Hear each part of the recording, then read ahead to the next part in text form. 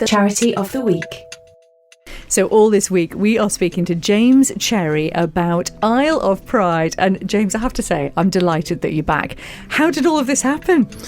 Yeah, so obviously in 22, following some issues that came up at Pride then, the director said, look, we're going to wind the charity up.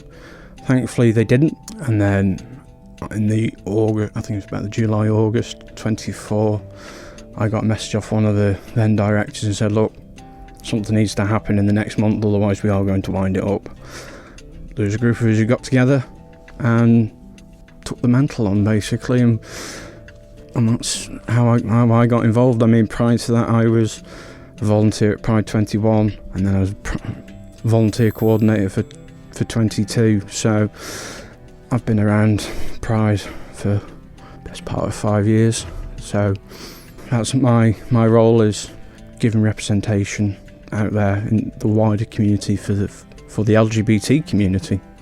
Which is so important. And I have to say, thinking back to like 2021 Pride, that first sort of big event for Isle of Pride, it was just wonderful seeing everyone come together and seeing that actually there is an enormous amount of support on the Isle of Man for the community, and it was such a great feeling.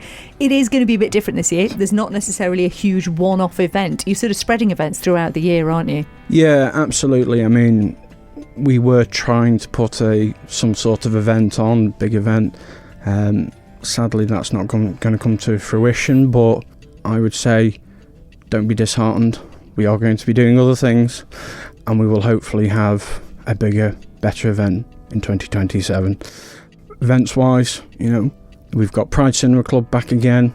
We're now working properly in collaboration with Michelle Haywood of Friday Flicks and Pics, I think it's called, down in Port St Mary. So on the last weekend in June, and on the Friday we're going to be showing Love, Simon, and on the Saturday we're showing the Rocky Horror Picture Show, and before both viewings we'll be showing No Man is an Island as well.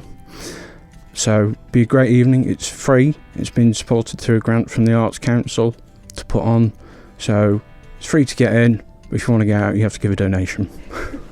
Who are the events for? They're not just for members of the community. Are they open to everyone? All our events are open to everyone.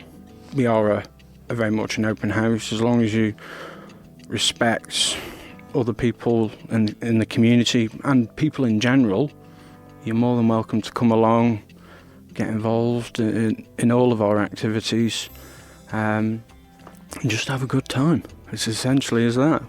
And it will be a good time, I have to say. I'm delighted as well to see that Vida is now doing a regular performance, isn't she? She is. I've been to the last two. There was a lot of members of the community at the first one. The second one was Easter weekend, so there was a lot of people out, and Encore was extremely busy that night. They actually had a hen doing that night that normally they may stay for 1 or 2, actually stayed the whole night because they love Vida that much. So I think that's a great success for Vida, and I hope that carries on. And also, there's been something of an announcement about a very special guest you've got coming over. Yeah, so it's coming out this week, as you've just mentioned, is that we are bringing Bruce Mowat, the Olympic curling Team GB skip, over for an evening within the Gaiety Theatre, which is on the 26th of July. Tickets are £28. So at the moment we're just opening it up in the stalls, but if demand exceeds that, then we will open the Gaiety up further. So please come along and support. It's not just going to be all about Bruce's life being as an openly gay athlete. We'll talk about his sport and achievements, everything like that as well. Earlier this week, James, you mentioned that as well. One of the things that the committee are wanting to do is some training. What does that involve? Yeah, so this is something that we're going to offer out to organisations, corporates.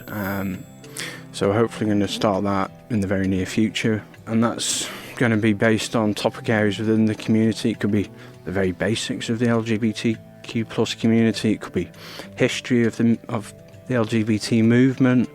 Manx Care have already asked for specific training within the community as well. So it's working with the likes of Manx Care with their student nurses. and organisations to just raise awareness of issues and behaviours. That's another one, is terminologies. You know, a lot of people are now scared of pronouns, and I'm like, if you call someone the wrong pronoun and they can tell it's not with malice, they're very unlikely to be angry with you. Just say, oh, sorry. It's just understanding the basics, and that's where we want to give some training out to people who want it, and hopefully we can get that rolling as soon as possible. And obviously that's something that is, you know, it's a challenge for some people across the world really now, because things have changed quite dramatically over the past few years. But the Isle of Man, it does feel like we've come very far in a very short space of time, considering where we were at in the 90s. But from your point of view, what is it like living on the Isle of Man as someone in the community? I don't particularly have an issue. I think I can count on one hand the time I've incurred issues, and I've been able to deal with them there and then. I think there are times when we may be members of the community just let things ride when they shouldn't. And maybe we do need to work with others, such as the police and other organisations, to say, look, this has happened, this needs dealing with, or this has happened and we don't think that was right, etc. Again, it's that training element, just giving advice out on certain things now. And if people are interested, they're more than welcome to ask for training or attend any events that we may put on. And you've been quite busy yourself, haven't you? Because you were just giving a part of the panel on the grad fair, weren't you? How did that go? It just flew by. It went really well. There's 4 of us on the panel. We gave flyers out to the department to put in all the goodie bags, so hopefully we pick up some volunteers that way as well. So if anyone does see one of our flyers saying, do you want to volunteer? QR code, scan it. You'll go to our link tree where you'll have links to our events, sign up to be a volunteer, all manner of things. So please go and have a look at that. There's a link to it on our Facebook page as well.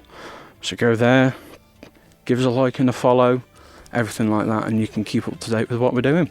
The Charity of the Week, brought to you by Kell Properties.